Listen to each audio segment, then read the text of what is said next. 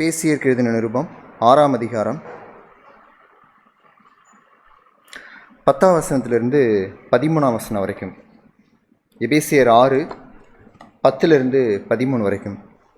கடைசியாக என் சகோதரரே, கர்த்தரிலும் அவருடைய சத்துவத்தின் வல்லமையிலும் பலப்படுங்கள். நீங்கள் பிசாசின் தந்திரங்களோடு எதிர்த்து நிற்க திராணியுள்ளவர்களாகும்படி தேவனுடைய சர்வாயுத வர்க்கத்தையும் தரித்து கொள்ளுங்கள். ஏனெனில் மாம்சத்தோடும் இரத்தத்தோடும் அல்ல, துரைத்தனங்களோடும் அதிகாரங்களோடும் இப்பிரபஞ்சத்தின் அந்தகார லோகாதிபதிகளோடும் வான மண்டலங்களில் உள்ள பொல்லாத ஆவிகளின் சேனைகளோடும் நமக்கு போராட்டம் உண்டு. ஆகையால் தீங்கு நாளிலே அவைகளை நீங்கள் எதிர்க்கவும் சகலத்தையும் செய்து முடித்தவர்களாய் நிற்கவும் திராணியுள்ளவர்களாகும்படிக்கு தேவனுடைய சர்வாயுத வர்க்கத்தையும் எடுத்துக்கொள்ளுங்கள். அப்போஸ்தலனாகிய பவுல் இந்த எபேசு திருச்சபைக்கு எழுதும்போது இந்த எபேசிய நிருபம் இது முழுதுமே நம்ம பார்த்தாலுமே இதில் 6 அதிகாரம் இருக்குது. இந்த 1 முதல் இந்த 3 அதிகாரத்தில் பார்க்கும்போது என்ன சொல்கிறாருன்னா, வெல்த் இன் கிறிஸ்டியன் லைஃப், கிறிஸ்தவ வாழ்க்கையில் கர்த்தராகிய இயேசு கிறிஸ்து மூலமாய், இன் கிரைஸ்ட்னு சொல்லுவாங்க, கிறிஸ்துவுக்குள் நாம் பெற்றிருக்கக்கூடிய ஆவிக்குரிய ஆசீர்வாதங்களை குறித்து இந்த 1ஆம் அதிகாரத்திலேருந்து 3ஆம் அதிகாரம் வரைக்கும் சொல்லுவாங்க. இது என்ன சொல்லுவாங்கன்னா, வெல்த் இன் கிரைஸ்ட், இன்னும் சொல்லப்போனால் பிளெஸிங்ஸ் இன் கிறிஸ்டியன் லைஃப், கிறிஸ்தவ வாழ்க்கையில் நாம் பெற்றிருக்கக்கூடிய ஆவிக்குரிய ஆசீர்வாதங்கள். இன்றைக்கி நிறைய இந்த ப்ராஸ்பெரிட்டி காஸ்பல்னு சொல்லுவாங்க, நிறைய அது பரவிட்டுருக்கு, நிறைய போயிட்டுருக்கு. அதில் என்ன சொல்லுவாங்கன்னா, இதாக இயேசு உங்களை ஆசீர்வாதத்தை அழைத்திருக்கிறார் அப்படி இப்படின்னு சொல்லி இன்றைக்கி அந்த செழுமையான உபதேசங்கள் பரவி வரக்கூடிய நாட்டில் கிறிஸ்தவ வாழ்க்கை ஆசீர்வாதத்தை நோக்கி ஓடக்கூடிய வாழ்க்கை அல்ல, ஆசீர்வாதத்தை பெற்றிருக்கக்கூடிய ஒரு வாழ்க்கை. அது ஒரு என்ன பண்ணார், இந்த 1ஆம் அதிகாரத்துலேருந்து 3ஆம் அதிகாரம் வரைக்கும் டீல் பண்ணுவார். இந்த 4ஆம் அதிகாரத்திலிருந்து இந்த 6ஆம் அதிகாரம் 9ஆம் வசனம் வரைக்கும் பார்க்கும்போது walk in Christ, first wealth, அதுக்கப்புறம் வாக், இன்னும் சொல்லப்போனால் the responsibilities of the Christian. So இவ்வளோ ஒரு ஆவிக்குரிய ஆசீர்வாதங்களை பெற்றிருக்கிற நாம எப்படி நடந்து கொள்ளணும் அப்படின்னு சொல்லிட்டு என்ன பண்ணுவார்னா, இந்த 4ஆம் அதிகாரத்திலிருந்து 6ஆம் அதிகாரம் 9ஆம் வசனம் வரைக்கும். ஸோ நீங்கள் அழைக்கப்பட்ட அழைப்புக்கு பாத்திரவான்களாய் நடந்து கொண்டு அப்படின்னு சொல்லி அந்த 4ஆம் அதிகாரம் 1ஆம் வசனத்தில் ஆரம்பிப்பார். அப்படி பார்க்கும்போது ஒரு ஹஸ்பண்ட், ஒரு ஒய்ஃப், அதுக்கப்புறம் பார்க்கும்போது ஒரு மாஸ்டர், ஒரு எஜமான், ஒரு வேலையாளி எப்படி நடந்து கொள்ளணும்னு சொல்லி போவார். கடைசியாக பார்க்கும்போது என்ன சொல்கிறாங்கன்னா, இந்த வார்ஃபேர் பற்றி சொல்வார். கிறிஸ்தவ வாழ்க்கை என்பது ஒரு லக்ஸரியஸ் லைஃப் இல்லை, அது ஒரு போராட்டம் உள்ள ஒரு வாழ்க்கை. அதை பற்றி என்ன சொல்கிறாருன்னா, இந்த 6ஆம் அதிகாரத்தில் 10ஆம் வசனத்துலேருந்து அவர் என்ன சொல்கிறாருன்னா, Christian life is a warfare அப்படின்னு சொல்கிறார். இந்த வார்ஃபேர் அப்படின்னு சொல்லி பார்க்கும்போது இந்த கடைசி நாட்களில் நம்ம தேவனுக்கு பிரியமாக வாழணும் அப்படின்னு நம்ம யோசிச்சுன்னு சொன்னாலே என்ன ஒன்று, நம்மளுக்கு கண்டிப்பாக என்ன உண்டு, பிரச்சனைகள், போராட்டங்கள் உண்டு. இந்த பிரச்சனைகள், போராட்டங்களை நம்ம எப்படி இருக்கணுன்றது தான், எப்படி நம்ம போராடணும் அப்படி இருக்க தான் என்ன பண்ணுறாருன்னா, இந்த பவுல் இந்த கடைசி இந்த 10ஆம் வசனத்துலேருந்து அவர் சொல்லிட்டு வர்றார். அதில் என்ன சொல்கிறாருன்னா, நீங்கள் பிசாசின் தந்திரங்களோடு எதிர்த்து நிற்க திராணியுள்ளவர்களாகும்படி தேவனுடைய சர்வாயுத வர்க்கத்தையும் தரித்து கொள்ளுங்கள். இந்த எபேசு நிருபம் எழுதும்போது அவர் எங்கே இருக்கிறாருன்னா, சிறைச்சாலையில் இருக்கார். த ஃபர்ஸ்ட் இம்ப்ரிசன்மெண்ட் சொல்லுவாங்க. இந்த எபேசு நிருபம், பிலிப்பு, கலாத்தியர், பிலமோன், இந்த 4 நிருபங்களும் அவருடைய முதல் சிறைச்சாலை அனுபவத்தில் எழுதப்பட்ட ஒரு நிருபங்கள். இவர் எப்படி இருக்காருன்னா, ஹவுஸ் அரெஸ்ட்டில் இருக்கார். அவர் ஒரு வீட்டுக்குள்ளே அல்லது ஒரு பேலஸ்க்குள்ளே அவரை என்ன பண்ணுறாங்க, வச்சிடறாங்க. அவரை சுற்றி இந்த ரோம போர்ச்சேவர்கள் அவருக்கு என்ன பண்ணுறாங்கன்னா, காவலுக்கு இருக்கிறாங்க. அப்படி காவலுக்கு இருக்கும்போது என்ன பண்ணுறாங்க, இந்த போர்ச்சேவரை பார்க்குறாரு. இந்த ரோம போர்ச்சேவரை பார்க்கும்போது அவங்க அணிந்திருக்கக்கூடிய இந்த ஆயுதங்களை என்ன பண்ணுறாங்கன்னா பார்த்துட்டு கம்பேர் பண்ணிட்டு என்ன பண்ணுறாங்கன்னா, ஒருவேளை இந்த ஆவிக்குரிய வாழ்க்கையில் நம்ம போராடும்போது, நம்ம இருக்கும்போது நம்மளும் ஒரு போர்க்களத்தில் நம்ம நிற்க வேண்டியிருக்கு. கிறிஸ்தவ வாழ்க்கை என்பது ஒரு லக்ஸரியஸ் லைஃப் இல்லை, ஒரு போர்க்களம் நிறைந்த ஒரு வாழ்க்கை. அந்த போர்க்கள வாழ்க்கையில் நம்ம நிற்கும்போது நமக்கு என்னென்ன உபகரணங்கள் தேவைப்படும் அப்படின்றத ஒரு டிப்பிக்கல் ரோமன் சோல்ஜரை பார்த்துட்டு என்ன பண்ணுறாருன்னா, அது அப்படியே அந்த ஸ்பிரிச்சுவல் பேட்டிலுக்கு அவர் எழுதுறார். அதுதான் இந்த 14ஆம் வசனத்தில் பார்க்கும்போது சத்தியம் என்னும் கச்சை, அதுக்கப்புறம் பார்க்கும்போது அறையில் கட்டினாரோ நீதி என்னும் மார்க்கவசம் இப்படின்னு சொல்லி என்ன பண்ணுறாருன்னா, ஒன்று அதை அவர் சொல்லிட்டே வர்றார். இதில் கவசம் இல்லாதது அல்லது பாதுகாப்பு இல்லாத ஒரு இதுன்னு சொன்னால், முதுகுக்கு மட்டும் என்ன சொல்ல மாட்டார்னா, இது என்ன பண்ண மாட்டார், ஆயுதத்தை சொல்ல மாட்டார், அந்த பாதரட்சியை சொல்லியிருப்பார். எல்லாருமே ஒரு பாடி போர்ஷனுக்குமே என்ன பண்ணுவார்னா, ஒரு என்ன சொல்ல, ஒரு ஷீல்டை சொல்லிட்டு வருவார். ஆனால் முதுகுக்கு மட்டும் என்ன சொல்ல மாட்டார்னா, அவர் சொல்ல மாட்டார். ஏன்னு சொன்னால் கிறிஸ்தவ வாழ்க்கையை நம்ம போராடும் போது புறமுதுகிட்டு போனோன்னு சொன்னால் அது ஒரு கிறிஸ்தவ வாழ்க்கைக்கு ஒரு அழகு இல்லை. இவர் என்ன சொல்கிறாருன்னா, இந்த பவுல் சொல்லும்போது என்ன சொல்கிறாருன்னா, இந்த வில்லியம் பார்க்லியோட கமெண்ட்டில் இதை நான் படிச்சுட்டு இருக்கும்போது சொல்கிறாங்க, இந்த ரோம போர்ச்சேவருக்கு என்ன பண்ணுவாங்கன்னா, அவங்க உடம்பு ஃபுல்லு என்ன பண்ணுவாங்கன்னா, ஷீல்டு எல்லாமே போட்டு கவர் பண்ணியிருப்பாங்க, அந்த முதுகை மட்டும் கவர் பண்ண மாட்டாங்க. ஏன்னா அது அவங்கள என்ன சொல்லுவாங்கன்னா, ஒரு நெகட்டிவாக மோட்டிவேட் பண்ணுறது அப்படின்னு சொல்லுவாங்க. ஏன்னா அவங்க சண்டை போடும்போது அந்த போர்ச்சேவனுக்குள்ளே ஒரு தாக்கம் வரணும். நம்மளுக்கு எங்கே பாதுகாப்பு இருக்குது, முன்னாடி மட்டும்தான் பாதுகாப்பு இருக்குது. நம்ம புறமிதுக்கிட்டோன்னா நம்ம என்ன ஆயிடுவோம், செத்து போயிடுவோம். அதனால் என்ன பண்ண மாட்டாங்கன்னா, இந்த போர் செய்வன் வந்து திரும்பி போர்க்களத்தில் வந்து திரும்பி வரதை பற்றி அவன் யோசிக்கவே மாட்டானா. ஸோ போனால் என்ன பண்ண வந்து ஃபைட் பண்ணி நான் சாகணும், நான் திரும்பினேன்னு சொன்னால் என்ன ஆயிரும், எதிரியோட ஈட்டியோ அல்லது அம்போ என்ன பண்ணிடும், காலி பண்ணிடுன்றக்காக என்ன பண்ணுவான்னா, அவன் வந்து முந்தி போகணும், அவன் வந்து போர்க்களத்தை வந்து முன்னோக்கி போகணுன்றக்காக என்ன பண்ணுவாங்கன்னா, அந்த ரோம போர்ச்செயருக்கு வந்து பின்னாடி என்ன பண்ண மாட்டாங்க, எந்தவித ப்ரொடெக்ஷனும் கொடுக்க மாட்டாங்களாம். அதே தான் பவுல் என்ன பண்ணுறான்னா, இந்த ஆவிக்குரிய யுத்தத்தில் போகும்போது முதுகுக்கு எந்த விதமான ஷீல்டு, ஒரு ப்ரொடெக்ஷனுமே அவர் வந்து கொடுக்கல. ஏன்னு சொன்னால் வந்து கிறிஸ்தவ வாழ்க்கையில் வந்து அல்லது சீஷத்துவ வாழ்க்கையில் என்றைக்கு நம்ம வந்து முடியாது அப்படின்னு சொல்லி நம்ம பேக் ஸ்லைட் ஆகிறோமோ அன்றைக்கி என்ன இல்லை, நம்மளுக்கு பாதுகாப்பு இல்லை. There is no protection for the backsliding believers அப்படின்னு சொல்லுவாங்க. ஆனால் இன்றைக்கி இயேசு கிறிஸ்து மூலமாக நம்மளுக்கு நம்பிக்கை இருக்குது. நம்ம எப்போ ஒரு முகத்தை நம்ம திரும்பி பார்க்குறோமோ, we have the hope in God. அதுதான் இங்கே பவுல் வந்து சொல்கிறாரு. இங்கே பவுல் சொல்லும்போது என்ன சொல்கிறார், நான் 12ஆம் வசனத்தில் பார்க்கும்போது வந்து, ஏனெனில் மாம்சத்தோடும் இரத்தத்தோடும் அல்ல, துரைத்தனங்களோடும் அதிகாரங்களோடும் இப்பிரபஞ்சத்தின் அந்தகார லோகாதிபதிகளோடும் வான மண்டலங்களில் உள்ள பொல்லாத அவைகளின் சேனைகளோடு நமக்கு போராட்டம் உண்டு. இன்றைக்கி நிறைய வந்து கிறிஸ்டியன் லைஃப் வந்து ஒரு கம்ஃபர்டபுள் லைஃப் அப்படின்னு வந்து சொல்கிறாங்க. Salvation is free but discipleship is cost அப்படின்னு சொல்லுவாங்க. ரட்சிப்பு என்பது வந்து தேவன் நமக்கு இலவசமாக கொடுக்கக்கூடியது. ஆனால் சீஷத்துவம் அல்லது தேவனை பின்பற்றுதல் அப்படின்றது வந்து நம் கிரயம் செலுத்த வேண்டிய ஒரு வாழ்க்கை. அதாவது நம்ம 2 தீமோத்தேயு 3:12 பார்க்குறோம், நம்ம கிறிஸ்து இயேசுவுக்குள் தேவபக்தியாய் நடக்க மனதாக இருக்கிற யாரும் என்ன பண்ணுவாங்க, துன்பப்படுவார்கள். இந்த கிறிஸ்தவ வாழ்க்கையில் இந்த உலகத்தின் காரியத்தில் வந்து நாம் ஆண்டவருக்கு பிரியமாக வாழணும் அல்லது ஆண்டவருக்கு நம்ம சாட்சியாக வாழணும் நம்ம நினச்சாலும் நமக்கு என்ன உண்டு, போராட்டங்கள் உண்டு. அந்த போராட்டத்தை பற்றி தான் இந்த பவுலுங்க வந்து சொல்கிறாரு. நமக்கு வந்து ஒரு நம்ம ஃபிசிக்கல் அப்போசிஷன் மட்டும் இல்லை, பட் நமக்கு என்ன உண்டு, ஒரு அன்சீன் வேர்ல்டு, ஒரு நம்மளுக்கு ஒரு ஹிடன் வேர்ல்டு சொல்லுவாங்க, ஒரு டார்க் ஏஜஸ்ன்னு சொல்லுவாங்க. அதில் இருக்கக்கூடிய வானமண்டலங்களில் பொல்லாத ஆவிகளின் செயல்களோடும் பிசாசோட நம்மளுக்கு என்ன உண்டு, கான்ஸ்டண்ட்டாக ஒரு போராட்டம் உண்டு அப்படின்னு என்ன சொல்கிறான்னா பவுல் வந்து சொல்கிறார். எதுக்கு இதை சொல்கிறாருன்னா வந்து 13ஆம் வசனத்தில் பார்க்கும்போது, தீங்கு நாளிலே அவைகளை நீங்கள் எதிர்க்கவும், வி ஹாவ் டு அப்போஸ். நம்ம என்ன பண்ண முடியாதுன்னா, ஒருவேளை இந்த ஒரு போர்க்களத்தில் வரும்போது பிசாசுக்கு எதிராக நம்ம வரும்போது we have to stand against him. So அதுக்காக என்ன சொல்கிறாருன்னா, தீங்கு நாளில் நீங்கள் அவைகளை எதிர்க்கவும் சகலத்தையும் செய்து முடித்தவர்களாய் நிற்கவும், we have to stood firm. அதுதான் திராணியுள்ளவர்களாகும்படிக்கு தேவனுடைய சர்வாயுத வர்க்கத்தையும் எடுத்துக்கொள்ளுங்கள் அப்படின்னு சொல்லி இந்த 13ஆம் வசனத்திலேருந்து சொல்கிறார். நம்மளுடைய ஆவிக்குரிய போராட்டத்தில் தேவன் நமக்கு உதவி செய்ய வல்லவராக இருக்கிறார். தேவன் நமக்கு என்ன பண்ணுறாரு, நம்மளை ஸ்டாண்ட் பண்ணி நிற்க வைக்கிறார். பட் நம்மளுடைய ரோல் என்னென்னா வந்து நம்ம அவர்களை வந்து எதிர்த்து நிற்கணும். அதுதான் தேவன் நம்ம இடத்துல வந்து எதிர்பார்க்கக்கூடிய ஒரு விஷயம். ஸோ இன்றைக்கி நமக்கு ஆவிக்குரிய போராட்டம் வரும்போது, நம்ம சிஷ்யத்துவ வாழ்க்கையில் நம்ம தேவனை நோக்கி போகும்போது நிறைய விஷயங்கள் நம்ம வந்து காம்ப்ரமைஸ் பண்ணுற மாதிரி வரும். ஒரு புத்தகத்தில் இது மாதிரி வாசித்தேன், இஃப் ஒரு Christian life is a comfortable one, நம்முடைய ஆவிக்குரிய வாழ்க்கையில் அது கிறிஸ்தவ வாழ்க்கை வந்து ரொம்ப கம்ஃபர்டபுளாக இருக்குன்னு சொன்னால், we are compromising with the world.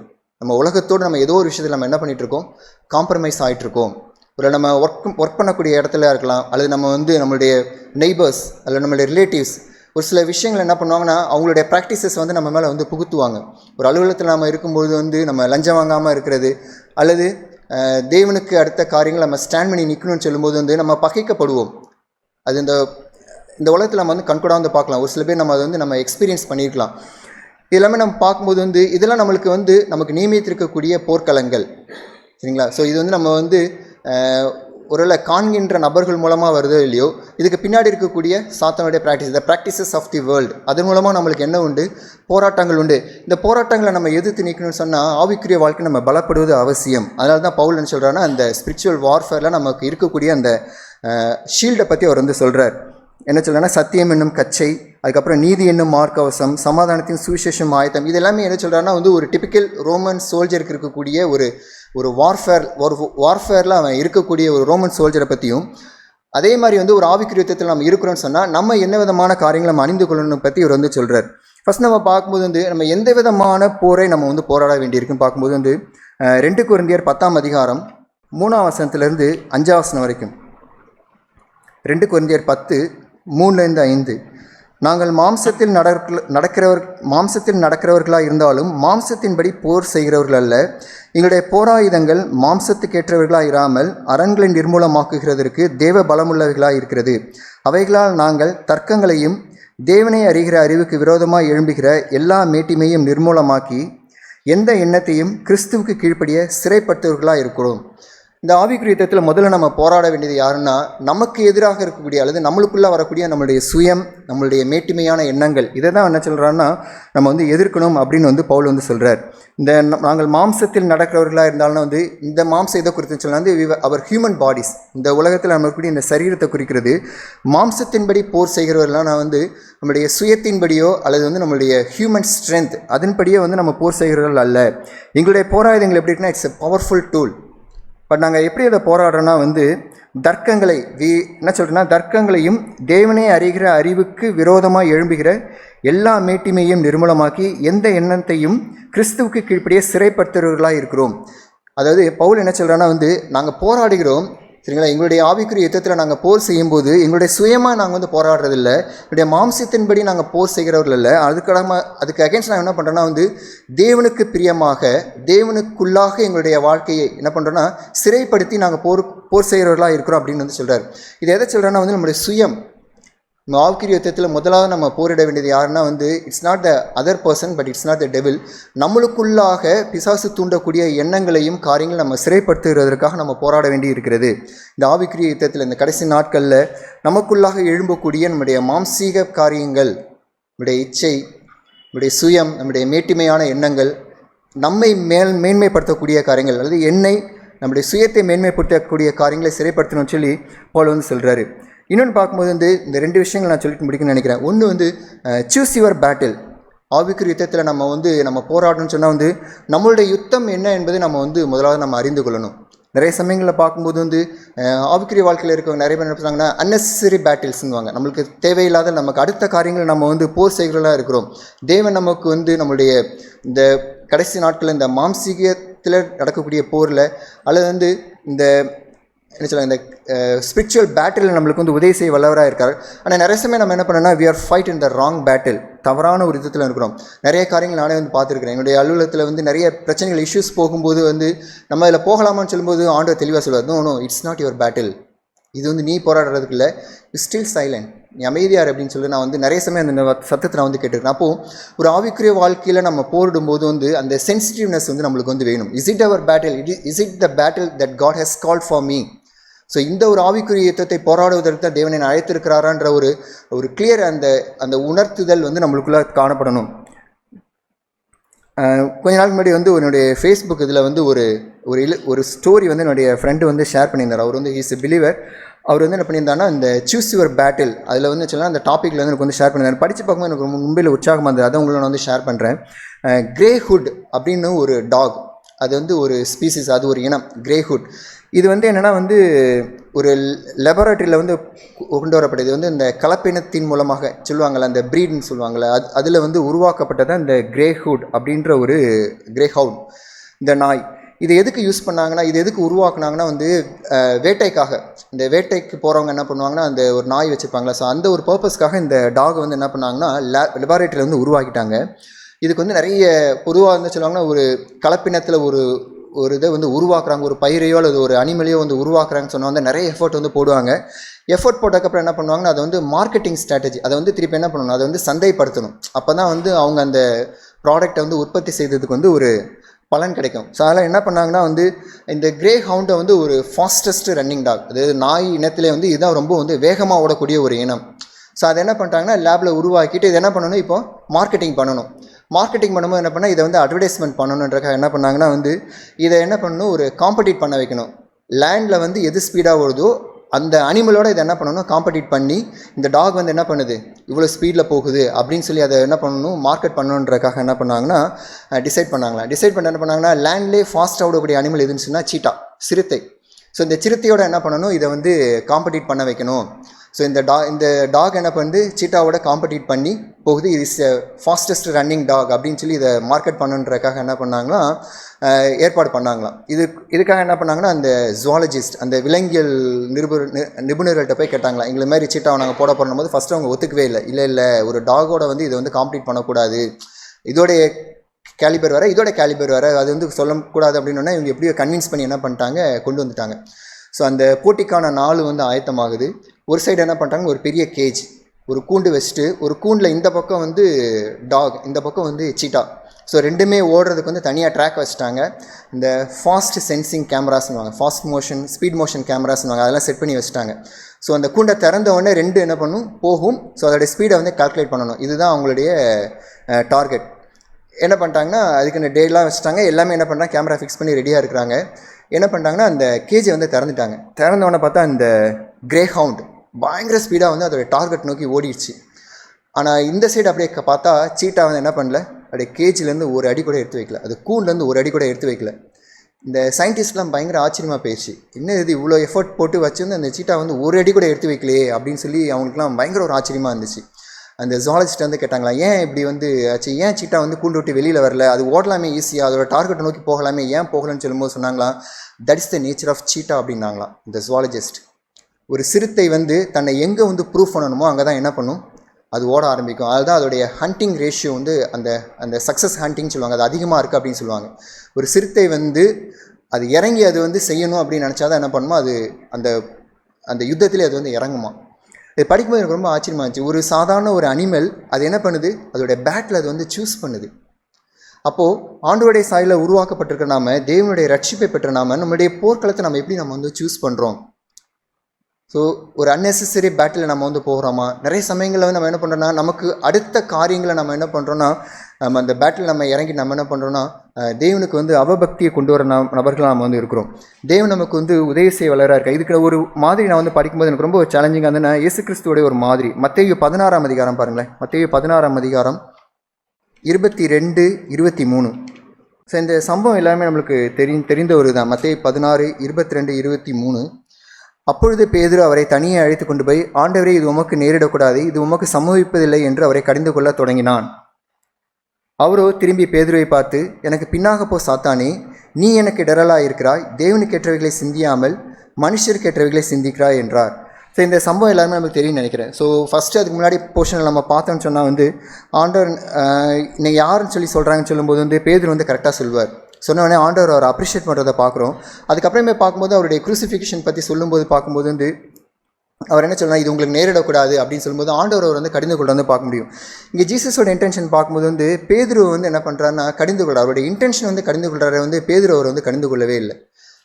So அதுக்கப்புறம் பார்க்கும்போது வந்து அவர் பேதுருவோடு இருக்கிறாரு.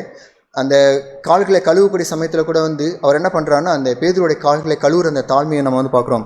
இதுக்கப்புறம் பார்க்கும்போது வந்து அந்த பேதுருக்காக ஜெபம் மட்டும் பார்க்குறோம். நம்ம அந்த சாத்தான் அந்த டெம்டேஷன் டைமில் பார்க்கும்போது வந்து எனக்காக என்ன பண்ணுறான், சுலகினை அந்த கோதுமையை சுலவனால் புடைக்கிறது போல் வந்து உன்னை புடைக்கிறதுக்கு வந்து உத்தரவு வேண்டிக்கணும், நானும் உன் விசுவாசம் ஒழிந்து போகாதபடிக்கு உனக்காக வேண்டிக்கணும்னு சொல்லி சொன்னார். ஸோ இங்கே பார்க்கும்போது வந்து நம்மளுடைய போர்க்களம் எது நம்ம வந்து டிசைட் பண்ணணும். அதில் பார்க்கும்போது இயேசு கிறிஸ்து என்ன பண்ணுறான்னா வந்து பீட்டரை வந்து ரிபியூக் பண்ணுற நம்ம வந்து பார்க்குறோம். அப்படி ரிபியூக் பண்ணும்போது வந்து அவனை ரிபியூக் பண்ணல, அவனுக்கு உள்ளாக இருக்கக்கூடிய அந்த தேவனுக்கேற்றவைகளை சிந்தியாமல் மனுஷனுக்கேற்றவைகளை சிந்திக்கக்கூடிய அந்த ஒரு தன்மையை தான் அவர் வந்து ரிபியூக் பண்ணுறதை நம்ம வந்து பார்க்குறோம். ஆவிக்குரிய வாழ்க்கையில் நம்மளுடைய கான்ஷியஸ் வந்து இந்த மாதிரி இருக்கணும்.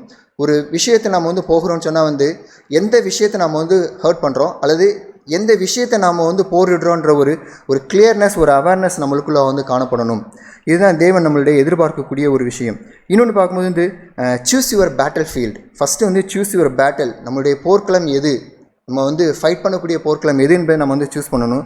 ரெண்டாவது வந்து சூஸ் யுவர் பேட்டில் ஃபீல்டு, நம்ம எந்த போர்க்களத்தை நம்ம வந்து செய்கிறோம் அப்படின்னு சொல்லிட்டு வந்து பார்க்கணும். ரீசெண்டாக ஒரு இதில் படிச்சுட்டு இருந்தேன். இந்த ஈகிள் நம்ம பார்த்தோம்னு சொன்னால் வந்து அது என்ன பண்ணால் அந்த பாம்போடு சண்டை போடும். அது எது கவுனால் என்ன பண்ணால் பூமியில் வச்சு வந்து கொத்திட்டீங்க, அதை என்ன பண்ணும், இமீடியட்டாக தூக்கிட்டு மேலே ஹைட்டில் பறக்கும். அதுக்கு இது படிக்கும்போது இது மாதிரி சொல்லி ஒரு இதில் படிச்சுட்டு இருந்தேன். இந்த ஈகிள் என்ன பண்ணால் பாம்போடு சண்டை போடும்போது அது கீழே வச்சு பாம்போடு சண்டை போடாது, இந்த பாம்பை தூக்கிட்டு என்ன பண்ணும், பயங்கர ஹைட்டுக்கு தூக்கி போகும். ஏன்னா வந்து இந்த பாம்பு வந்து பூமியில் இருக்கும்போது ரொம்ப பவர்ஃபுல்லாக இருக்கும். ஆனால் ஈகிளுக்கு என்ன பண்ணாது, அது வந்து வானத்தில் வட்டமிடுற ஒரு பறவைன்றால் என்ன பண்ணாதுன்னா அது ஸ்கையில் தான் அதோட என்ன பண்ணுது, அதோட கம்ஃபர்டபுள் பிளேஸ், அதோடைய ஸ்ட்ராங்கஸ்ட் பிளேஸ் எதுன்னு சொன்னால் வந்து ஸ்கை. அப்போ என்ன பண்ணால் அந்த பாம்பை தூக்கிட்டு வந்து ரொம்ப ஹைட்டாக அது வந்து பறக்குமா. பறக்கும்போது இந்த பாம்பு வந்து அதோட போராடும். மேலே போக போக என்ன ஆகுனா அந்த பாம்பு வந்து வீக் ஆயிரும், அதோட போராட முடியாது. அது ஈஸியாக என்ன ஆயிரும்னா அந்த ஈகிளுக்கு வந்து ப்ரே ஆயிரும். இன்றைக்கி அதே சமயம் தான் இதே போல் தான் இன்றைக்கி நம்மளுடைய வாழ்க்கையில் பார்க்கும்போது வந்து நிறைய பேட்டில்ஸ் நம்ம என்ன பண்ணணும், நம்மளுடைய ஓன் ஸ்ட்ரென்த்தில் நம்ம வந்து போகிறோம். ஒரு பிரச்சனைகள் போராட்டங்கள் வரும்போது அதை நம்ம என்ன பண்ணணும்னா நம்மளுடைய ஹியூமன் பெர்ஸ்பெக்டிவ்லேயே நம்ம என்ன பண்ணுறோன்னா அதை வந்து முடிக்கணும், அதை வந்து சால்வ் பண்ணணும் அப்படின்னு சொல்லி நம்ம வந்து நினைக்கிறோம். பட் அதை நம்ம என்ன பண்ணால் வந்து ஆண்டோடைய சமூகத்தில் கொண்டு போகும்போது ஒரு ஆங்கில ஹிம் ஒன்று உண்டு, ஒரு English hymn, what a friend we have in Jesus அப்படின்ட்டு. பாவ சஞ்சலத்தை போக்க பிராண சிநேகிதர் உண்டே அப்படின்னு சொல்லி ஒரு பாட்டு உண்டு. அந்த பாட்டில் வந்து இப்படியா அந்த செகண்ட் ஸ்டான்ஸால் இப்படியா ஒரு லைன் வரும். ஸோ நம்ம போராட்டங்கள் பிரச்சனையில் போகும்போது என்ன பண்ணால், take it to the Lord in prayer, Jesus knows our weakness and take it to the Lord in prayer அப்படின்னு சொல்லி வரும். ஸோ இன்றைக்கி இதே நம்மளுடைய வாழ்க்கையில் நம்ம பார்க்கும்போது வந்து நம்மளுடைய பிரச்சனைகள் போராட்டங்கள் வரும்போது ஆவிக்குரிய வாழ்க்கையில் நம்ம போராடுறோம் அப்படின்னு சொன்னால் வந்து நம்ம போராடக்கூடிய இடம் வந்து நம்முடைய மாம்சீக போராட்டம் அல்ல, அதை தேவனுடைய சமூகத்தில் வச்சு நம்ம போராடும்போது நம்மளுடைய பேட்டில் ஃபீல்டு வந்து ப்ரேயராக இருக்கும்போது, அது தேவனுடைய சமூகமாக இருக்கும்போது தேவன் நம்ம அந்த ஆவிக்குரிய வாழ்க்கை நம்மளுக்கு வந்து ஒரு யுத்தத்தை கொடுக்குறா இருக்கா. நிறைய சமயங்களை பார்க்கும்போது நம்ம என்னுடைய தனிப்பட்ட வாழ்க்கை நான் யோசிச்சு பார்த்துருக்கேன். நிறைய ஒரு பிரச்சனைகள் வருது, ஒரு போராட்டங்கள் வருது, ஒரு டிசிஷன் மேக்கிங்கில் வந்து ஒரு கன்ஃபியூஷன் வரும்போது என்ன பண்ணுவோம், நம்ம ஹியூமன் பெர்ஸ்பெக்டிவ்லேயே வச்சு நம்ம திருப்பி பார்க்கும்போது ரொம்ப ஒரு குழப்பம் நிறைந்ததாக இருக்கும். It's like an embroidering work. இந்த எம்ப்ராய்டரி ஒர்க்லாம் நீங்கள் பார்த்தீங்கன்னா தெரியும், அது கீழே எப்படி இருக்கும், கொச்சமச்சான் இருக்கும். அந்த வலை பின்னல்கள், அது அந்த தச்சிருக்கிற அந்த துணியெல்லாம் பார்க்கும்போது, நீடெல்லாம் பார்க்கும்போது ரொம்ப கொச்சம் இருக்கும். ஆனால் அதர் சைட் பார்க்கும்போது ஒரு பியூட்டிஃபுல் பிக்சர் வந்து வெளியே வந்து தெரியும். நீ நிறைய சமயங்களில் நம்மளுடைய போராட்டங்கள் சூழ்நிலை வரும்பொழுது நம்மளுடைய பாயிண்ட் ஆஃப் வியூலேருந்து அது பார்த்தோன்னு சொன்னால் வந்து அது குழப்பம் நிறைந்ததாக இருக்கும். ஆனால் அது தேவனுடைய பார்வையில் வச்சு பார்க்கும்போது, அந்த அதர் சைட் நம்ம பார்க்கும்போது it's gives a beautiful picture. இல்லை நம்ம யோசிச்சு பார்ப்போம், என்னுடைய தனிப்பட்ட வாழ்க்கை நான் அப்படி யோசிச்சு பார்க்குறேன். என்னுடைய யுத்த களம் எது, அதில் நான் வந்து கிளியராக இருக்கிறேன்னா, தேவன் இதை குறித்து நான் சிந்திச்சுட்டு இருக்கும்போது தேவன் இப்படி நான் யோசித்தேன். ஸோ ஒரு பிரச்சனை, ஒரு போராட்டம் வருது, ஒரு ஆவிக்குரிய யுத்தத்தை நான் சந்திக்க போகிறேன் அப்படின்னு சொன்னால் வந்து ஃபஸ்ட் நான் வந்து பார்க்கணும், Lord is this the battle you have allow for me. இந்த விதமான ஒரு ஆவிக்குரிய போராட்டத்தை நான் போராடணும் நீங்கள் என்கிட்ட எதிர்பார்க்குறீங்களா அப்படின்னு வந்து முதலாவது நான் வந்து என்னை நான் வந்து கேட்டு பார்த்துருக்கேன். ஸோ அதே தான் இன்றைக்கி நான் வந்து உங்களோட நான் வந்து பகிர்ந்து கொள்கிறேன். ரெண்டாவது பார்க்கும்போது வந்து where is my battlefield. ஒரு பிரச்சனை வருது, ஒரு போராட்டம் வருது, ஒரு குழப்பம் வருது. ஸோ இமீடியட்டாக நான் வந்து I'm fighting against the person, அந்த நபருக்கு எதிராக நான் வந்து ஃபைட் பண்ணுறேன்னா, அல்லது வந்து அதுக்கு பின்னாடி இருக்கக்கூடிய அந்த மோட்டிவ்ஸ் அல்லது அந்த டார்க் ஏஜஸ், ஸோ அதை குறித்து நான் வந்து போராட்டினேன். ஒரு என்னுடைய சர்ச்சில் அல்லது என்னுடைய ஒர்க் ஸ்பாட்டில் அல்லது என்னுடைய ஃபேமிலியில் ஒரு இஷ்யூ வரும்போது வந்து என்னுடைய பேட்டில் ஃபீல்டு எங்கே இருக்குது, ஒரு மனுஷிக பிரகாரமாக என்னுடைய ஹியூமன் பெர்ஸ்பெக்டிவ் வச்சு போகிறேன்னா, இல்லை அதை நான் அப்படியே நான் வந்து ஆண்டோடைய சமூகத்தில் வச்சு நான் வந்து என்னுடைய போர்க்களத்தை அந்த பேட்டில் ஃபீல்டை நான் வந்து ஃபிக்ஸ் பண்ணுறேன்னா. ஸோ ரெண்டுக்குமே நிறைய டிஃப்ரென்ஸ் உண்டு. என்னுடைய பெர்ஸ்பெக்டிவில் வச்சு பார்க்கும்போது வந்து so I may be week, நான் வந்து ஒரு வீக் சொன்னால் ஒரு பலமிழந்து ஒரு நபராக நான் வந்து மாறிவிடுவதற்கு நிறைய வாய்ப்புகள் உண்டு. நம்மளுடைய பிரச்சனைகள் போராட்டங்களை சுற்றி பார்க்கும்போது வந்து I may be weak and tired. But அதை தேவனுடைய சமூகத்தில் வச்சு பார்க்கும்போது வந்து தேவனுடைய வாழ்க்கையில் வச்சுருக்கக்கூடிய அந்த பியூட்டிஃபுல் பிக்சர். நம்ம ஒரு மலைக்கு இந்த சைடு நம்ம நிற்கிறோன்னு வச்சுக்கோங்களேன், நம்மளுக்கு முன்னாடி வந்து ஒரு பெரிய மலை மட்டும்தான் தெரியும். பட் அது ஒரு மவுண்டன் வியூலேருந்து ஒரு மேல் இடத்துல நம்ம பார்க்கும்போது வந்து the other side of the portion நம்மளுக்கு வந்து தெரியும். இன்றைக்கி இதே தான் நம்மளுடைய ஆவிக்குரிய வாழ்க்கையிலையுமே நம்ம பிரச்சனைகள் போராட்டங்களை நம்மளுடைய பாயிண்ட் ஆஃப் வியூ வந்து பார்க்கும்போது வந்து அது வந்து ஒரு குழப்பம் நிறைந்ததாக இருக்கலாம். ஆனால் தேவனுடைய பார்வையை வச்சு பார்க்கும்போது from God's perspective, John C Maxwell அப்படி தான் நிறைய அவருடைய புத்தகங்கள் வாசிக்கும்போது ஃப்ரம் காட்ஸ் பெர்ஸ்பெக்டிவ் அப்படின்னு சொல்லுவார். தேவனுடைய கண்ணோட்டத்திலேருந்து அந்த பிரச்சனையை நம்ம பார்க்கும்போது அணுகும்போது அது ஒரு என்ன சொல்லலாம், அந்த காட்ஸ் பிளானை நம்மளால் புரிந்து கொள்ள முடியும். ஸோ எதுக்காக நம்மளுடைய லைஃப்பில் வந்து இந்த சிச்சுவேஷனை அனுமதித்தாரோ, எதற்காக இந்த ஒரு ஆவிக்குரிய போராட்டத்தை ஒரு போர்க்களத்தை நம்மளுக்கு கொடுத்துருக்கிறாரோ, அந்த போராட்டத்தை நம்மளால் என்ன பண்ண முடியும், உணர்ந்து கொள்ள முடியும். ஸோ அப்படிப்பட்ட கிருபையும் இரக்கத்தையும் தேவன் நமக்கு தந்துருவான்னு சொல்லி நம்பிக்கை விசுவாசத்தை அறிக்கிறேன். ஆமே. சகோதரர் பகிர்ந்து கொண்ட வார்த்தையிலிருந்து சில பகுதிகளை நாம் தியானிப்போம். எபேசியர்கள் நிருபத்தில் 6வது அதிகாரம் 11-12 வாசம். நீங்கள் பிசாசின் தந்திரங்களோடு எதிர்த்து நிற்க திராணியுள்ளவர்களாகும்படி தேவனுடைய சர்வாயுத வர்க்கத்தையும் தரித்து கொள்ளுங்கள். ஏனெனில் மாம்சத்தோடும் இரத்தத்தோடும் அல்ல, துரைத்தனங்களோடும் அதிகாரங்களோடும் இப்பிரபஞ்சத்தின் அந்தகார லோகாதிபதிகளோடும் வானமண்டலங்களிலுள்ள பொல்லாத ஆவிகளின் சேனைகளோடும் நமக்கு போராட்டம் உண்டு. பிரதர் ஷேர் பண்ணும்போது நீங்கள் எத்தனை பேர் அவர் வேகமாக பேசுனதுனால நீங்கள் எப்படி கிராஸ் பண்ணிங்கன்னு தெரியல. அவர் என்ன சொன்னார்னா, நாம் வந்து ஒருத்தரோட யுத்தம் பண்ணும்போது யாரோடு கூட யுத்தம் பண்ணுறோம், அவருடைய பலன் என்ன, பலகீனம் என்ன, நம்முடைய பலம் என்ன, பலகீனம் என்ன, யாரை எப்படி எதிர்த்தா ஜெயிக்கலாம், எந்த முறையே கையாளணும், எந்த இடத்துல சந்திக்கணும், இப்படி ஒரு திட்டம் இருக்கணும் அப்படின்னு சொல்லி தான் அவர் ஷேர் பண்ணார். உதாரணத்துக்கு பாருங்கள், இப்போ ஒரு 2 நாட்டுக்கு யுத்தம் நடந்துகிட்ருக்கு. தரவழியை போனால் அவங்க ஜெயிச்சிருவாங்க. ஏன்னா அவன் என்னென்னத்தை பதுக்கி வச்சுருக்கான், எங்கே சுரங்க வச்சுருக்கான் அப்படின்னு தெரியாது. அப்போ எதிரி நாட்டினுடைய தரைப்பகுதியில் என்னென்ன பகுதியில் என்னென்ன மறைச்சி வச்சுருக்குறாங்க, கன்னி வெடியில் எங்கே வச்சுருக்குறாங்க, சுரங்கம் எங்கே இருக்குது, ஆயுதங்கள் எங்கே பதுங்கி இருக்குது என்னன்னு தெரியாது. ஏன்னா அந்த ஏரியா அவனுக்கு பழக்கம் கிடையாது. அதனால் வான்வெளியில் போய் என்ன செய்கிறாங்க, அவனுக்கு வந்து அவ்வளவு அந்த ஃப்ளைட் பண்ணுற, அதாவது ஏர் ஸ்ட்ரைக் பண்ணக்கூடிய ஃப்ளைட்டு கிடையாது. அதாவது வானத்திலேருந்து குண்டு போடக்கூடியதான யுத்த இதெல்லாம் கிடையாது. அதனால் அதில் தான் நம்ம போய் அவனை அடிக்கணும் அப்படின்னு பிளான் பண்ணுறாங்க. நீங்கள் பழைய ஏற்பாட்டில் பார்த்தீங்கன்னா மலைப்பகுதியில் போய் யுத்தம் பண்ணுறதா. ஏன்னா ஒரு நாட்டுக்கு வந்து சுற்றி எல்லையில் ஒரு பக்கம் மலை இருக்கும், ஒரு பக்கம் கடல் இருக்கும், ஒரு பக்கம் சமவெளி இருக்கும், ஒரு பக்கம் பள்ளத்தாக்கு இருக்கும். அப்போ எதிரி நாட்டினுடைய ராஜா வந்து வான்வெளி தாக்குதலுக்கு, அதாவது மலையில் ஏறி வந்து, அப்போல்லாம் ஆகாய விமானம் கிடையாது, மலைப்பகுதியில் யுத்தம் பண்ணுறதுக்கு வந்து திறமைசாலியாக இருந்தால் நம்ம மலைப்பகுதியில் போகக்கூடாது, தோற்று போயிடுவோம். அவன் வந்து கடல் பகுதியில் வந்து வீக்காக இருக்கிறான்னா நம்ம கடல் வழியாக போவோம். இப்படி யோசிப்பாங்க. தீர்க்கதரிசிகள்கிட்ட போய் தேவனுடைய சித்தம் என்னன்னு கேட்பாங்க. தேவன் சொல்லுவார், சில நேரங்களில் வந்து நீ மலைப்பகுதியில் போ, சில நேரங்களில் வந்து கடல் வழியாக போ அப்படின்னு சொல்லுவார்.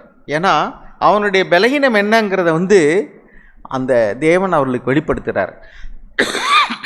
சாக் அடிக்கடி சொல்வார், நீங்கள் சாத்தானோடு கூட யுத்தம் பண்ணணும்னு சொன்னால் மனுஷர்களோடு யுத்தம் பண்ணவே கூடாது. அதை நிறுத்தினாதான் நீங்கள் வந்து சாத்தானோடு கூட யுத்தம் பண்ணி ஜெயிக்க முடியும். ஏன்னா மாம்சத்தோடும் இரத்தத்தோடும் நமக்கு போராட்டம் இல்லை அப்படின்னா என்ன அர்த்தம்னா, மாம்சமும் இரத்தமும் உள்ளதவர்கள்னா மனிதர்கள். மனிதர்களுக்கும் தேவதூதர்களுக்கு என்ன வித்தியாசம்? தேவதூதர்களுக்கோ அல்லது சாத்தான் வந்து கெட்டுப்போன தேவதூதன், அவனுக்கு நம்ம போன்ற ஒரு மாம்சமோ சரீரமோ கிடையாது. அப்போ மாம்சத்தோடும் இரத்தத்தோடும் போராடுகிறதுனா மனுஷரோடு போராடாத, மாம்சம் இரத்தம் உள்ள மனுஷரோடு போராடக்கூடாது. நீ யாரோடு கூட போராடணும்னு சொன்னால் மாம்சமும் இரத்தமும் இல்லாத, உருவம் இல்லாத, ஒரு சரீரம் இல்லாத ஒரு ஆவியோடு கூட நீ யுத்தம் பண்ணணும். அப்போ உன்னுடைய எதிராளி வந்து இப்போ ஆவிக்குரியவனாக இருக்கும்போது நீ பூமிக்குரிய உன்னுடைய சரீர பலத்தில் போனால் நீ தோற்று போயிடுவ. ஆக ஒரு மனுஷனோடு கூட நீ போராடவும் கூடாது, உன்னுடைய பலத்தை சேர்த்து வை. இப்போ உதாரணத்துக்கு பிரதர் ஒரு கதை சொன்னார், நீங்கள் எப்படி விளங்கிட்டீங்கன்னு தெரில. சிறுத்தைக்கும் நாய்க்கும் வந்து ஒரு ஓட்டப்பந்தயம் வச்சு அதில் நாய் ஜெயிச்சிருச்சு அப்படின்னு காமிச்சோம்னா இந்த நாயை வந்து அதிக விலைக்கு வாங்கிடுவாங்க. அதுதான் அவங்களுடைய திட்டம். ஆனால் சிறுத்தை என்ன செய்யுது, ஒரு அடி கூட ஓடினா தானே தோற்று போச்சா ஜெயிச்சிச்சான்னு தெரியும். அது ஓடவே இல்லை. காரணம் என்னென்னா அதுக்கு வந்து அது கௌரவ குறைச்சல். நாய் வந்து சிறுத்தையோட ஓடி ஜெயிச்சிருச்சுன்னா நாய்க்கு பேர். சிறுத்தை வந்து வேகமாக ஓடக்கூடியதான ஒரு மிருகம், அதையே ஜெயிச்சிருச்சு பாருங்கள், இந்த நாய் அவ்வளவு வேட்டைக்கு உகந்தது, ஸ்பீடாக ஓடக்கூடியதுன்னு சொல்லி பேர் வாங்கிடலாம். ஆனால் சிறுத்தை வந்து ஜெயித்தாலுமே அதுக்கு அது மதிப்பு கிடையாது. ஒரு நாயோடு ஓடி சிறுத்தை ஜெயிச்சிருச்சுன்னு சொன்னால் சரி, அது என்ன கிடையாது, அதுக்கு மதிப்பு கிடையாது. அதனால் அந்த சிறுத்தை என்ன செய்யுது, ஓடவே இல்லை. நீ எல்லாம் எனக்கு ஒரு எதிராளியா, உன்னோடு கூட நான் சண்டை போட மாட்டேன். இப்போ தேவன் இப்படி தான் சொல்கிறாரு, நீ வந்து சாத்தானை ஜெயிக்கணும்னா, அசுத்தாவியை ஜெயிக்கணும்னா அவனுடைய தந்திரங்களோடு எதிர்த்து நிற்கிறதுக்கு நீ ஆவிக்குரிய ரீதியில் தான் பலசாலியாக இருக்கணுமே ஒழிய மாம்சத்தோடு கூட நீ சண்டை போடக்கூடாது. மாம்சமும் இரத்தமுள்ள மனுஷனோடும் சண்டை போடக்கூடாது. Stop it. அப்புறம் மாம்ச பலத்தோடு கூட நீ சண்டை போடக்கூடாது. அதுதான் இங்கே சொல்கிறாரு, தேவனுடைய சர்வாயுத பக்கத்தை தரித்து கொள்ளுங்கள். 10வது வசனத்துலேருந்து வாசிக்கிறோம். Be strong in the lord and in the strength of his might. தேவனிலும் அவருடைய வல்லமையிலும் பலம். ஏன்னா மாம்சம் இரத்தமும் உள்ள மனுஷனோட நீ போராடலை. உன்னுடைய எதிராளி ஆவிக்குரியவன், அவனுக்கு சரீரம் கிடையாது. உன் சொந்த பலத்தில் நீ போனால் அவனை ஜெயிக்க முடியாது. அப்போ ஆவியாக இருக்கிற அந்த சாத்தானை ஜெயிக்கணும்னு சொன்னால் இந்த யுத்தத்தை நீ ஆவிக்குரிய ரீதியில் நடத்தணும். அதுக்கு தேவனுடைய பலன் இருந்தால் தான் முடியும். தேவன் ஆவியாக இருக்கிறார். அப்போ தேவனுடைய தூதனாக இருந்து கெட்டுப்போன உருவமில்லாத ஆவியோடு கூட நீ போராடணும்னா தேவனுடைய ஆவிக்குரிய பலத்தை நீ தரித்து கொள்ளணும். அதை தான் இங்கே வந்து பிரதர் சொன்னார், ரோம போர் செய்வர்கள் வந்து கவச உடைகளை அணிந்திருப்பார்கள் தற்காப்புக்காக. தலைக்கு ஒரு ஹெல்மெட்டு, மார்புக்கு வந்து ஒரு பிரஸ்ட் பிளேட், அதாவது வந்து என்ன சொல்லுவாங்க, அது மார்க் கவசம். அது வந்து ஒரு உலோகத்தால் ஆனதாக இருக்கும். அப்போ ஈட்டி குத்துனாலும் என்ன செய்யாது, அது உள்ளே போகாது. பிரதர் சொன்னது மாதிரிக்க புறம் மீதுகிட்டு ஒரு மனுஷன் ஓடுறவனாக இருந்தான்னாக்கும் நம்ம செத்து போயிடுவோங்கிற எண்ணம் வந்தால் தான் அவன் எழுத்து நிற்பான், இல்லைன்னா டக்குன்னு ஓடி போயிடுவான். ஓடுனா பின்னாடி வந்து என்ன கிடையாது, ஒரு கவச உடை அவனுக்கு கிடையாது. நிச்சயமாக ஒரு ஆரம் வந்தால் நிச்சயமாக செத்தே போயிடுவான். ஆனால் எதிர்த்து நின்னான்னா அவனுக்கு உடம்பு பூரா வந்து கவசங்கள் இருக்குது. அப்படியே அவன் அம்பு வந்து பாஞ்சா கூட அது அந்த பிளேட்டில் விழுந்து கீழே தான் விழுவுமே ஒழிய காயப்படுத்தாது. அப்போ யுத்த காலத்தில் நிற்கக்கூடியவனுக்கு வந்து எதிர்த்து நிற்கிறது தான் சேஃப்டி. புறம் எதிர்த்து ஓடுறது சேஃப்டி கிடையாது. ஓடுறவனை கண்டா விரட்டுறவனுக்கு தொக்குன்னு சொல்லிட்டு அதே மாதிரி தான் சாத்தான். வேதத்தில் பாருங்கள், பிசாசுக்கு எதிர்த்து நில்லுங்கள் அப்படின்னு தேவன் சொல்கிறார். எதிர்த்து நில்லு, ஓடாத. பிசாசை கண்டுட்டு நீ ஓடுனீன்னா பயந்து போய் உன் சாப்டர் க்ளோஸ். ஓடாத, எதிர்த்து நில்லு. பாலி இச்சைக்கு விலகி ஓடுன்னு எழுதியிருக்கு. ஆனால் பாலி இச்சைக்கு விலகி ஓடு, பண ஆசைக்கு விலகி ஓடு, பாவத்துக்கு விலகி ஓடு, இப்படிலாம் சொல்லிட்டு பிசாசுக்கு எதிர்த்து நில்லுங்கிறார். அப்போ பிசாசுக்கு எதிர்த்து நிற்கும்போது தான் நமக்கு தேவன் பாதுகாப்பு இருந்தால் தான் நிற்க முடியும். நம்ம பலத்தில் நிற்க முடியாது. அப்போ பிரதர் ஷேர் பண்ணது இவ்வளோ நேரம் என்னென்னா, நாம் என்னுடைய எதிராளி யார்? பிசாசு. அவனுக்கு என்ன கிடையாது? ஒரு உருவம் கிடையாது, மாம்சம் கிடையாது, சதை கிடையாது, ரத்தம் கிடையாது. அப்போ உன்னுடைய எதிராளி வந்து ஆவிக்குரியவன். அப்போ நீ ஆவிக்குரிய ரீதியில் தான் அவனை எதிர்கொள்ள முடியும். சொந்த மாம்ச பலத்தில் நீ ஜெயிக்க முடியாது. அதனால் நீ என்ன செய்யணும்னா, தேவனுடைய சர்வாயுத வர்க்கம், அது என்னது? விசுவாசம் எழுதியிருக்கு பாருங்கள், நீதி, சமாதானம், இப்படி நிறைய காரியங்கள் எழுதியிருக்கு. வார்த்தை என்னும் பட்டயம், ரட்சிப்பு என்னும் தலைச்சீரா. அப்போ ஒவ்வொன்றுக்கும் ஒரு விளக்கம் சொல்லியிருக்கு. ஹெல்மெட் அப்படின்னா தலையை பாதுகாத்துக்கிறதுக்கு வந்து ஹெல்மெட், அதான் சால்வேஷன், ரட்சிப்பு. நீ ரட்சிக்கப்பட்டிருந்தீனாக்கா பிரதானமான உன்னுடைய ஜீவனை நீ காத்துக்கொள்ள முடியும். ஒரு மனுஷனுடைய தலை போனால் அவ்வளோதான், அவன் ஜீவனே போயிடும். அதனால் உனக்கு வந்து தற்காப்புக்கு வந்து ரட்சிப்பு தான் முக்கியம்.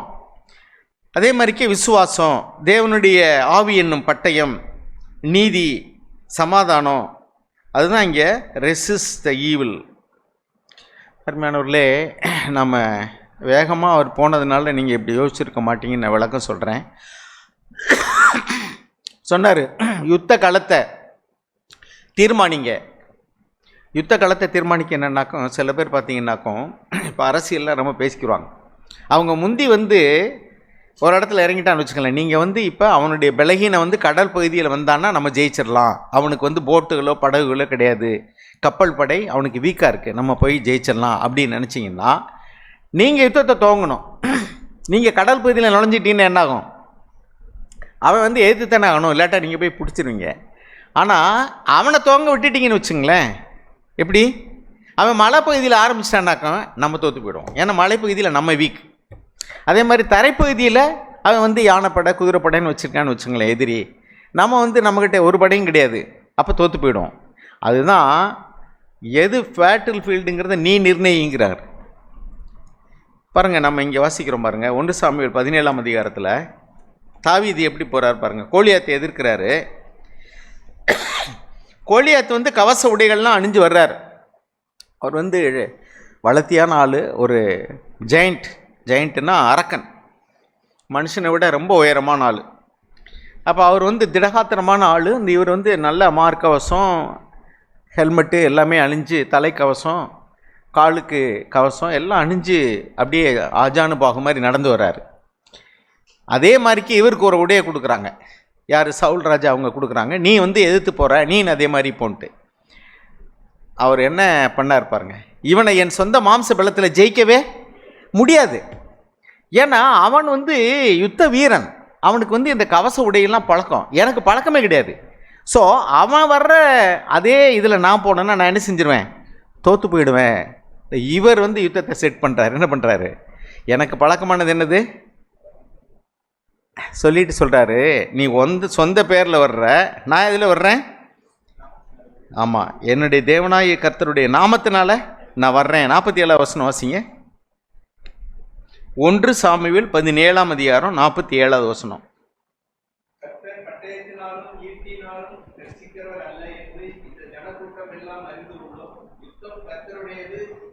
அவர் உங்களை எங்கள் கையில் ஒப்பு கொடுப்பார் என்றான். பார்த்தீங்களா? நான் உங்கள்கிட்ட சண்டை போட்டால் தோற்று போயிடுவேன்ப்பா. அப்போ தேவனுடைய சர்வாயுத வர்க்கத்தை அவர் தணிந்து கொண்டார். எப்படி சொல்கிறாரு? யுத்தம் கர்த்தருடையது, அவர் உன்னை என் கையில் ஒப்பு கொடுப்பார். இப்போ இவர் பலத்தில் போகல, யார் பலத்தில் போகிறாரு? கர்த்தருடைய பலத்தில் போகிறாரு. அப்போ கர்த்தர் வந்து ஈட்டியும் வில்லையும் வச்சு என்ன செய்யறது இல்லை, அவர் வந்து ஜெயிக்கிறவர் அல்ல. அவர் எப்படி ஜெயம் கொடுப்பாரு? இதோ பார் அப்படின்னு சொல்லிட்டு 48வது வசனத்தில் வாசிக்கிறோம். இது 49வது வசனத்தை வாசிங்க. தன் கையை அடைப்பத்திலே போட்டு அதிலிருந்து ஒரு கல்லை எடுத்து கவனிலே வைத்து சுழற்றி பெலிஸ்தனுடைய நெற்றியிலே பட எறிந்தான். அந்த கல் அவன் நெற்றியில் பதிந்து போனதினால் அவன் தரையிலே முகங்குப்புற விழுந்தான். அதுக்கு முந்தின வசனத்தை வாசிங்க. அப்பொழுது அந்த பெலிஸ்தன் எழும்பி தாவீதுக்கு எதிராக கிட்ட வருகையில் தாவீது தீவிரமாய் அந்த சேனைக்கும் அந்த பெலிஸ்தனுக்கும் எதிராக ஓடி இப்போ அவன் கிட்ட வந்துட்டான்னு வச்சுங்களேன், தாவீது ஒன்றுமே பண்ண முடியாது. கோழி குஞ்சு அமுக்கிற மாதிரி அங்கி போடுவான். ஏன்னா அவன் அவ்வளோ இதோட வர்றான். இவன் என்ன செஞ்சிட்டான்? அவங்க நெருங்கி வர்றதுக்கு முன்னாடியே இவர் என்ன செஞ்சார்? என் கவங்கள் எவ்வளவு தூரத்துக்கு பாயுங்கிறோ அந்த அளவுக்கு ஓடி முன்னாடி விட்டுட்டார், முந்தி அடிச்சிட்டார். அவர் ஈட்டி எய்கிற அளவுக்கு என்ன செய்யலை, அவர் விடவே இல்லை. அப்போ யுத்தத்தை யார் ஸ்டார்ட் பண்ணிட்டா? தாவீது. எப்படி ஸ்டார்ட் பண்ணார்? கவசை உடை அணிஞ்சு போயிருந்தே அவர் தோத்தே போயிருப்பார்.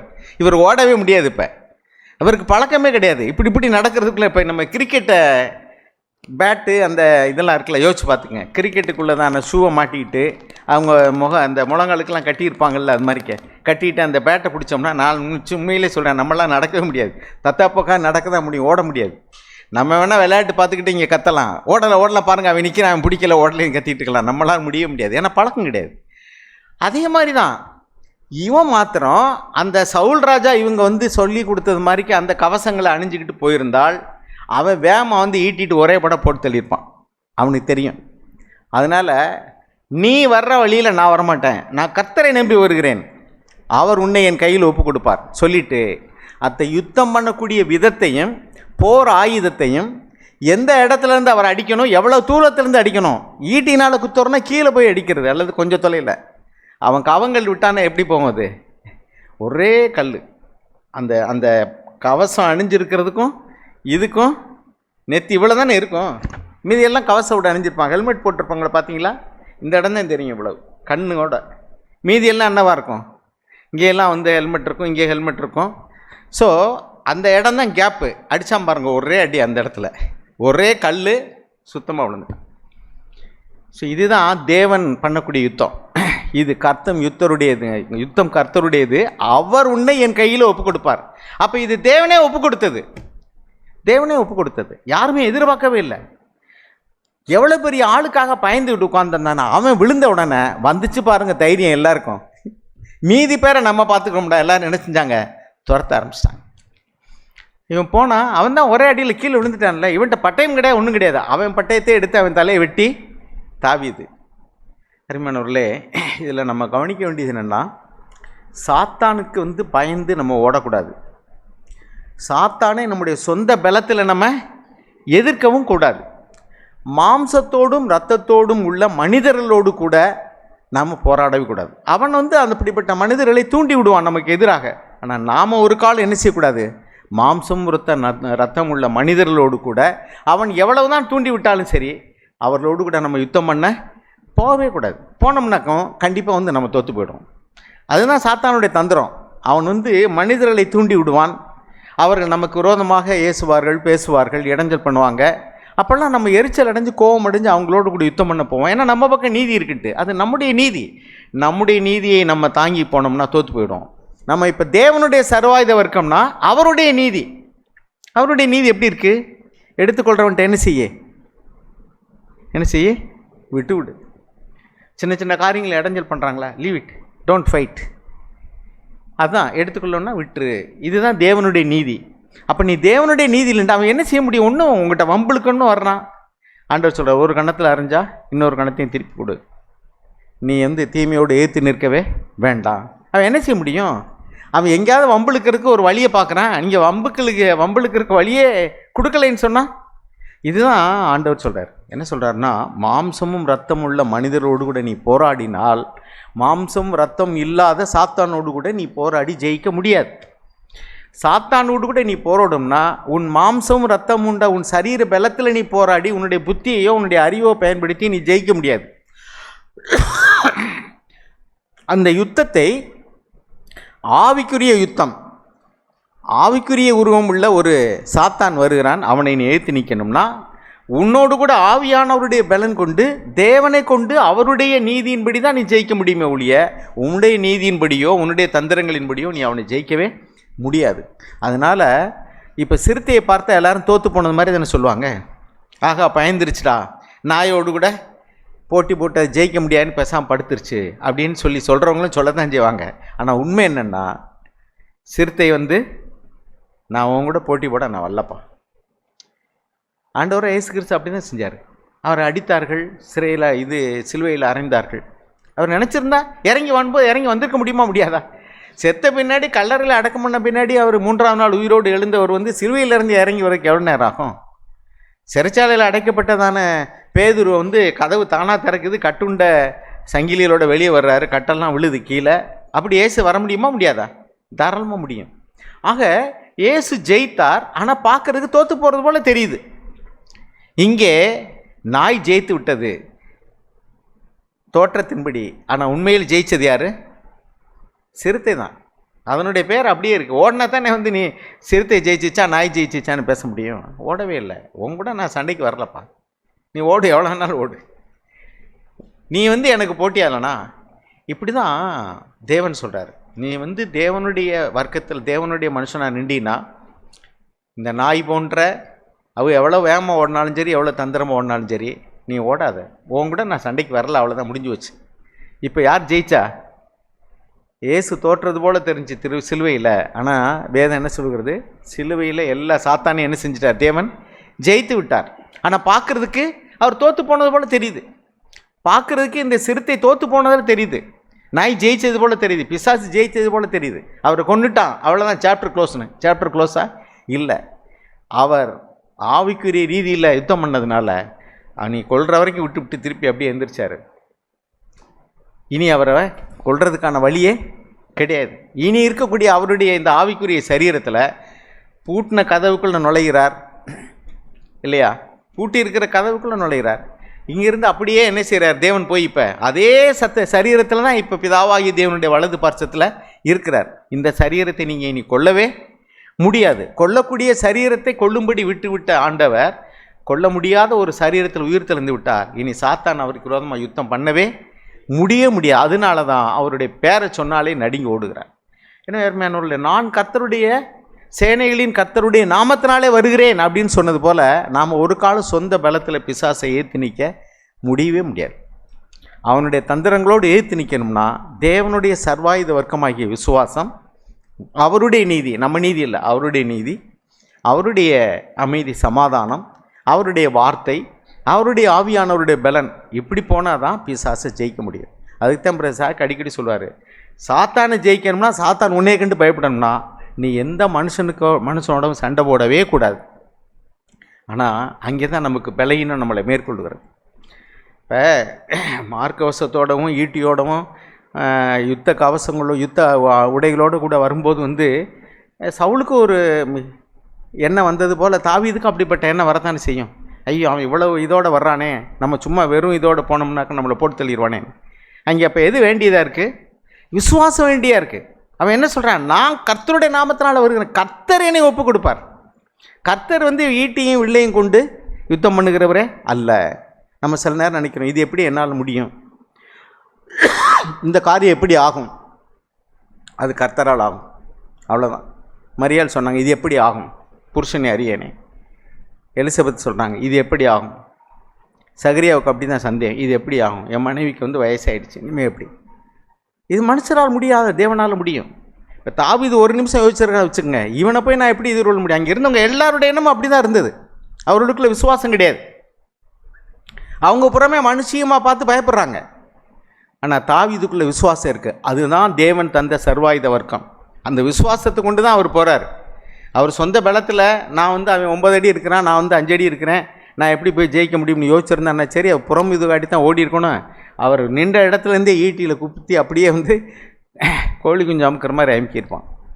எதிர்த்து நின்னபடியும் கூட சொந்த பலத்தில் போயிருந்தா முடியாது.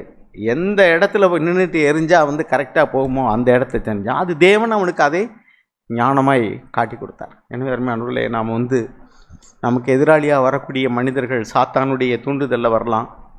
நம்ம பக்கத்தில் நியாயம் கூட இருக்கலாம். ஆனால் நம்மளுடைய நீதியை நம்பாமல் தேவனுடைய நீதியில், அவருடைய விசுவாசத்தில், அவருடைய பலத்தில் போனோம்னா ஒரு காலம் சாத்தான் நம்மளை ஜெயிக்கவே முடியாது. நம்ம நிச்சயமாக அந்த யுத்தத்தில் ஜெயம் பெறுவோம். நம்முடைய விசுவாசமே உலகத்தை ஜெயிக்கிற ஜெயம். கர்த்தர் நம் கண்களை திறந்தருள்வாராக. தேவன் கொடுத்த வார்த்தைக்கு நன்றி செலுத்துகிறேன். இங்கே பிசாசின் தந்திரங்கள், அவன் கர்ச்சிக்கும் சிங்கம் போல யாரை விளங்கலாம் என்று வகை தேடி சுற்றி திரிகிறான். அவன் பிசாசன், அவன் நம்மை விலப்பண்ணும்படி அவன் போராடி கொண்டிருக்கிறான். அப்பொழுதுதான் அவருடைய சர்வ ஆயத்தையும் நாம் எடுத்துக்கொள்ள வேண்டும். அப்படின்னா ஏசாண்டவர் அவனுடைய வழிகளை நாம் தெரிந்து கொண்டு அவருடைய ஆவியின் பலத்தை நாம் பெற்றுக்கொள்ளும் பொழுது நாம் சாத்தானை ஜெயிக்க முடியும். நமக்கு போராட்டங்கள் வருது அல்லது பிரச்சனைகள் வரும் பொழுது நம்மளுடைய அதையெல்லாம் நம்ம மனுஷிகமாக சிந்திச்சோம்னா நம்ம சோர்ந்து போயிடுவோம். அதான் இதுக்கு ஏற்கனவே பரிசுத்தம் பிரதர் இதை விளக்கமாகவே உங்களுக்கு இந்த அதிகாரத்தையில்தான் தான் நமக்கு எடுத்து கூறினார்கள். ஏனென்றால் அவனை நம்ம ஜெயிக்கிறதுக்கு நம்ம மாம்ச பலத்தினால் ஜெயிக்க முடியாது. நம்மளுடைய கோபங்கள், சாபங்கள் எல்லாவற்றையும் தொலைத்து ஆண்டவராய் இயேசு கிறிஸ்துவனுடைய அந்த அடிச்சுவரை நம்ம பின்பற்றி நடக்கும் பொழுது நாம் ஆவியின் பட்டயத்தை நம்ம எடுத்துக்கொள்கிறோம். அந்த சர்வ ஆயத்தையும் தரித்து கொள்ள வேண்டுமா? அதுக்கு அடுத்த வருஷத்தில் அந்த சர்வ ஆயத்தையும் நாம் எடுத்துக்கொள்ள வேண்டும் என்று சொல்லி இந்த வேதம் சொல்லுகிறது. ஆமாம், மற்றவர்களை நாம் அதை தரித்து கொள்வோம். அதனால தான் சொல்லுகிறார் பவுல் கலாத்தியாருக்கு சொல்லுகிறார், ஆவியில் ஆரம்பம் பண்ணின நீங்கள் மாம்சத்திலே முடிவு பெற்றீர்களே, இத்தனை புத்தியினரா? நீங்கள் முதல்ல ஆவியில தான் ஆரம்பிச்சிங்க. நீங்கள் நீடிய சாந்தமுள்ளவராக இருந்தீங்க, நீங்கள் பொறுமையுள்ளவராக இருந்தீங்க. இப்போ சாத்தானை ஜெயித்துக்கிட்டே இருந்தீங்க. இப்போ என்ன செஞ்சுருக்கீங்கன்னு கேட்டால், நாளடைவில் பதிலுக்கு பதில் பேச ஆரம்பிச்சிட்டேன். பதிலுக்கு பதில் பேசுகிறோம், கோவப்படுறோம், எரிச்சல் அடைகிறோம், அல்லது மனச்சோர்வுக்குள்ளாகி நாம் பின்மாற்றம் அடைந்து விடுகிறோம். அப்படி இல்லை. நம் அவர் என்ன சொன்னாருங்கிட்ட 14, சத்தியம் என்னும் கச்சையை உங்கள் அறையில் கட்டினவர்களாயும். வேத வசனங்களை நம்ம அறையில் கட்ட வேண்டுமா? அந்த காலத்தில் சின்ன பிள்ளையில் எடப்பை நம்ம செஞ்சு கட்டிக்கிட்டு அதில் 1 பைசா 2 பைசா 5 பைசா 3 பைசாலாம் திணிச்சு வச்சுருப்போம். அது நம்ம படுக்கும்போதும் அதில் தான் இருக்கும். எப்படி படுத்து தூங்கும்போது அந்த எடப்பையில் தான் இருக்கும். அது நம்மளா பின்னி நம்மளா வச்சுக்கிறது. இதே மாதிரி தான் அந்த சத்தியம், வேத வசனத்தினுடைய வார்த்தைகள். ஆண்டவராய் இயேசு கிறிஸ்து வேத வசனத்தை கொண்டு சாத்தானை ஜெயித்தார். பெந்தி பிலாத்து என்னிடத்துல நீ பேச மாட்டியா அப்படின்னு சொல்லும்போது அவர் ஏனோ பரத்திலிருந்து கொடுக்கப்படாவிட்டா உனக்கு ஒரு அதிகாரமும் இல்லை, ஒரே வார்த்தையில் அவர் முடித்து விட்டார். நம்ம எதோ பேசி என்னென்னமோ பேசி சாத்தானுக்கு இடம் கொடுத்து விடுகிறோம். அவர் சத்தியம் என்னும் கச்சையை உங்கள் அறையில் கட்டினவர்களாயும் நீதி என்னும் மார்க்க அவசியத்தை தரு. ஆண்டவராய் இயேசு கிறிஸ்துவனுடைய நீதியை, அவருடைய வழிகளை நாம் தெரிந்து கொண்டு, ஆமாண்டவரே உம்முடைய வழியிலே நடக்க விட்டு நாங்கள் பிறண்டுட்டோமே, எங்களுடைய மாம்சம் தடுமாட செய்கிறது, எங்களுடைய மாம்சம் எப்போ வேணாலும் விழச் செய்கிறது. ஆண்டவரே உம்முடைய ஆவியை எங்களுக்கு தாங்க ஆண்டவரே. வெளிப்படுத்தின சுவிசேஷத்திலையும் சொல்லப்பட்டிருக்கும், நாங்கள் கணுக்கால வல்ல முழங்கால வல்ல மாறுவளவில்லை, நீந்தத்தக்கதாய் உம்முடைய ஆவியை பெற்றுக்கொள்ள வேண்டும். அப்பொழுது நம்ம ஜெபிக்கலாம். பதிலுக்கு பதில் பேசி விடுகிறோம். எது வேணாலும் வார்த்தைகளை நம்ம கூட்டி குறைச்சி நம்ம பேசி விடுகிறோம். அப்பொழுது அவன் சந்தோஷப்படுகிறான். அவன் சந்தோஷப்படுகிறது நமக்கு தெரிவதில்லை. ஏன்னு கேட்டால் நாம் மாம்சத்தோடு இருக்கிறோம். அதில் நம்ம ஜெயித்ததாக நம்ம நினைத்து கொள்கிறோம். இப்போ கதை சொன்னது போல் இல்லை, சாத்தான் ஜெயித்து விட்டான் நம்மளை. சாத்தான் ஜெயித்துட்டான். ஆண்டவரே இப்போ திக்குப்போம். ஆண்டவரே நான் இன்னாருக்கிட்ட என்ன பேசியிருக்கக்கூடாது, நான் இன்னாருக்கிட்ட என்ன இப்படி பேசியிருக்கக்கூடாது. நம்ம போக விட்டு நம்ம யோசிச்சுப்போம், இந்த ஆளுக்கு சரியான பதில் கொடுத்துருந்தா நல்லா இருந்திருக்குமேன்ட்டு. ஆவியார்னு சொன்னார், நீ பதில் கொடுத்திருந்தனா நீ தோற்று போயிருப்ப.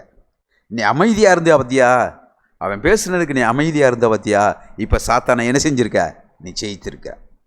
இப்போ குடும்பத்துலேயும் தான் அந்த பிரச்சனைகள் வரும் பொழுது நம்ம ஜெயிக்க வேண்டியது, நம்ம மௌனமாக இருந்தால் ஜெயித்து விடுவோம். இதான ஆவியின் பட்டயம். அந்த சத்தியம்னு கச்சை.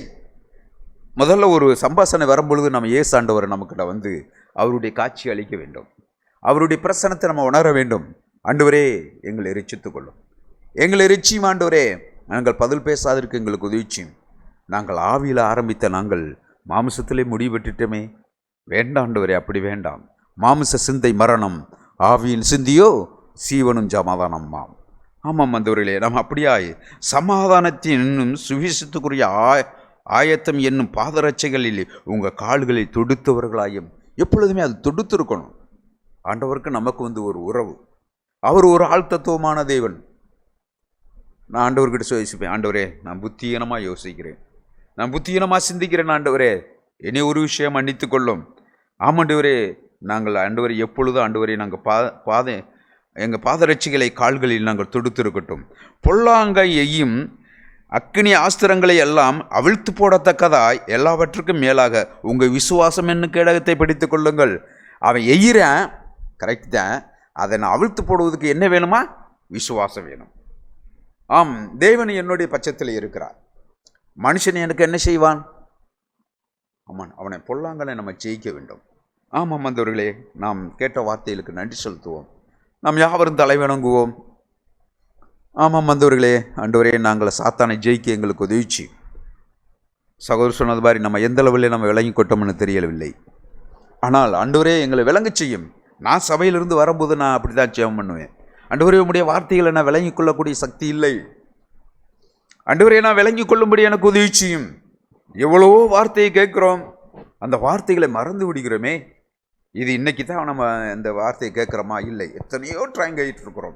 ஆனால் நாங்கள் வாழலை ஆண்டவரே, நாங்கள் வாழ்கிறதுல குறைச்சிருக்கிறோம். ஆண்டவரே அவனை சாத்தானை ஜெயிக்க எங்களுக்கு உதவி செய்யும். ஆமாம், நெகேமியா ஜெயித்தார். அவன் தெம்பிலாத்தி அவைகளெல்லாம் யுத்தத்துக்கு கூப்பிடும் பொழுதெல்லாம் அவன் சொன்னார், அவர் என்னுடைய வேலை மெனக்கட்டு போயிடும். அவருடைய தேவனுடைய அந்த காரியத்தை செய்வதற்காகவே அவர் முற்பட்டு இருந்தார். ஆகையினால தான் அவர்கள் எந்த விதமான சேதம் படுத்தவில்லை நெகேமியாவை. எஸ்ராவை பின்பற்றினவர் தான். அவர் ஒரு கவர்னர் ஆகிவிட்டார். எப்படி? தேவனுக்கு பயந்ததினால்.